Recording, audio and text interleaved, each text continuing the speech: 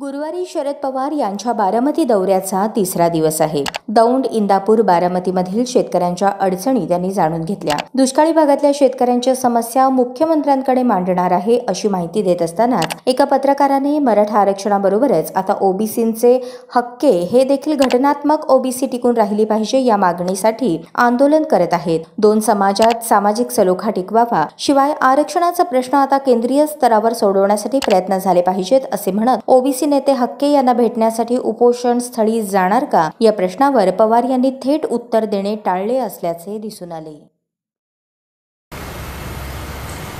दुसरं असं राज्यात ओबीसी आंदोलन जोर धरतंय, म्हणजे जसं जरांगेंचं आंदोलन झालं त्याला काउंटर म्हणूया का आणखीन काही अनरेस्ट आहे विशेष करून मराठवाड्यामध्ये. केंद्र सरकारने याचा खुलासा घ्यायला पाहिजे. काही ठिकाणी कायद्यात बदल करावा लागेल, काही ठिकाणी केंद्र सरकारचं आणि राज्य सरकारचं धोरण याच्यात बदल करावा लागेल. या दोन्ही लोकांच्या ज्या मागण्या आहेत त्या मागण्याच्या संबंधी मार्ग काढायला सरकारने, विशेषतः केंद्र सरकारने खुलासा घ्यायची गरज आहे.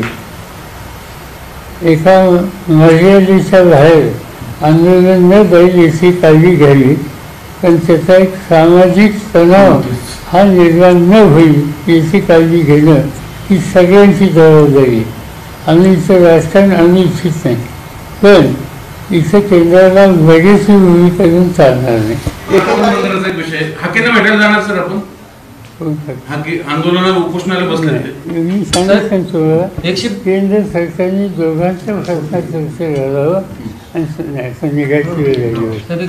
सामाजिक तणाव हा कमी करण्याची काळजी घ्यावी, त्यासाठी केंद्रात आग्रह करणं आमची भूमिका आहे.